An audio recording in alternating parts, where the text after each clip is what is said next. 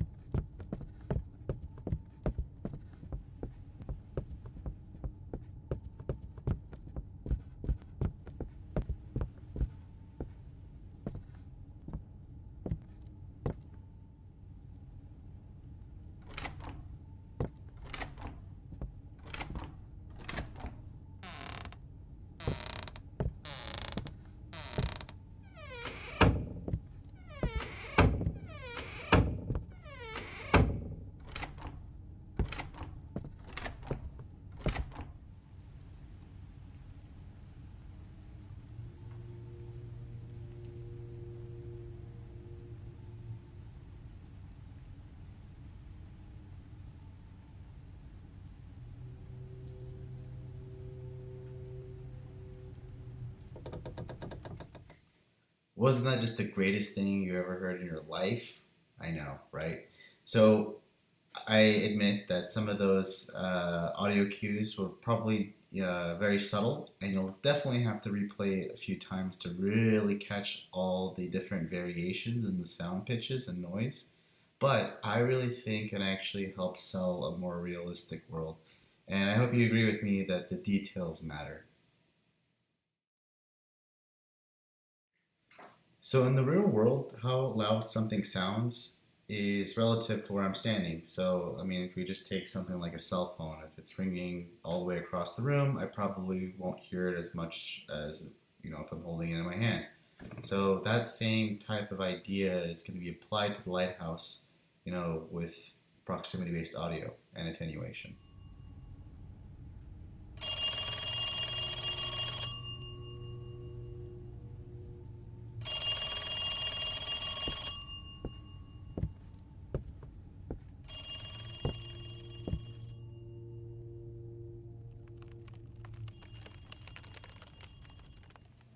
That seems pretty typical for some of the games you see today, but for the Lighthouse, we want to take it a step further, and we think that proximity based audio can really be powerful to help, in our case, uh, intensify a scary moment.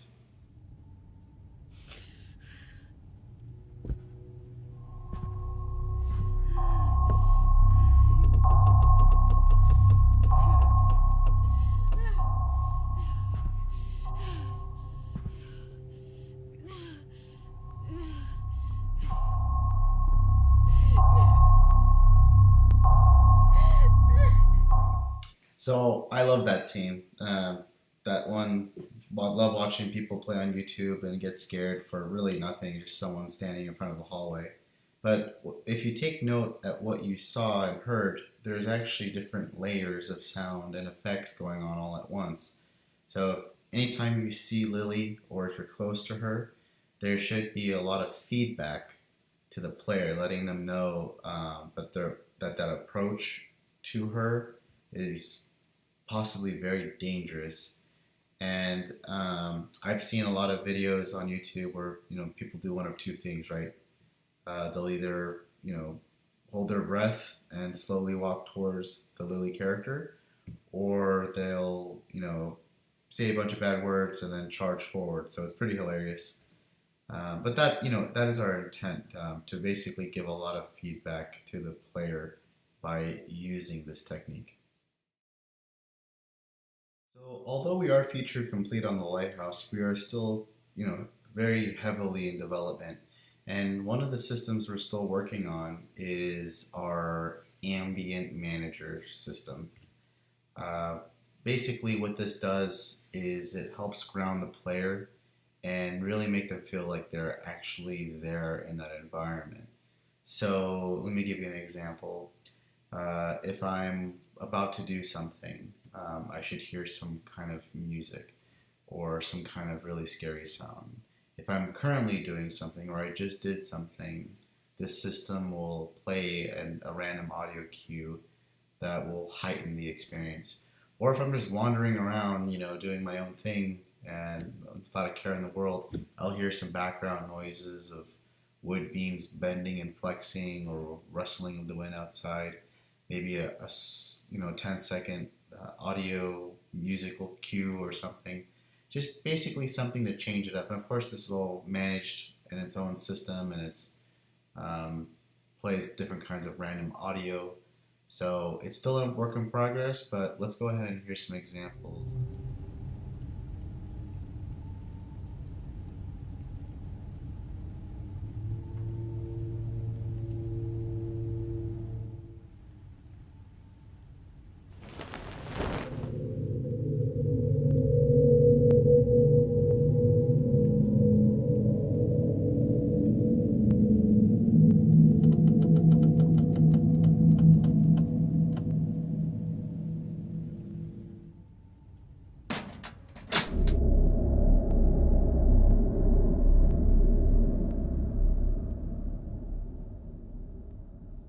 So our sound design and sound philosophy is to really tie in a lot of the story-based elements with the Westcotts to our new sound palette that we've been prototyping and testing. And that would be the sounds of, well, let me give you a little backstory. The Westcotts, they made a lot of their money and acquired a lot of their wealth in the shipping and cargo industry.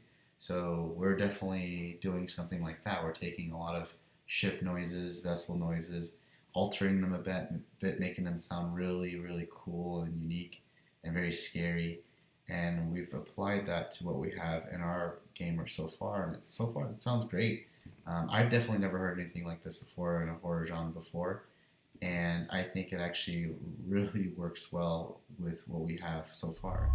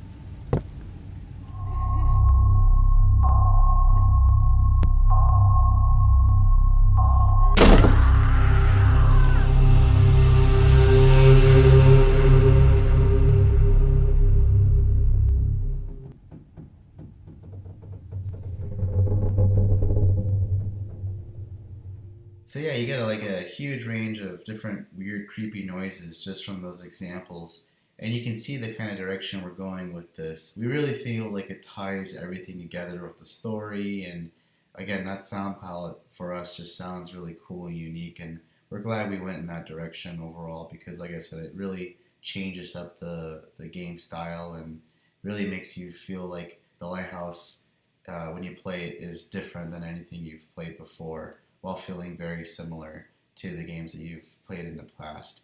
So, and again, in horror, you always want to try and find something that isn't scary and then find a way to make that scary. That way you have something new to be afraid of. So that about wraps it up. But I did want to bring up one last thing before I left here, and that is about video game music. Now, music is one of my favorite things in any genre of film, television, games, what have you.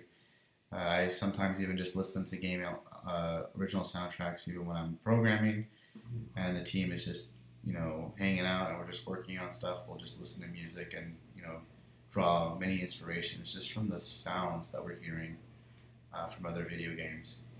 Now we're very lucky. We have Mimi Page on board helping us create some of the most beautiful pieces I've ever heard for a video game. I mean, the fact that it's part of our game is just phenomenal. Mimi has really spent a lot of time perfecting her craft, and things that you'll hear in her soundtrack for The Lighthouse is pretty amazing. With that said, I just want to say thank you again for everybody who's been supporting us on Kickstarter, and thank you very much for watching this developer diary. You can definitely, post a comment down below if you have any questions, or reach us at night@shadowknightstudio.com. Any question you got, we'll be happy to answer it for you. Have a good day, and we'll catch you next time.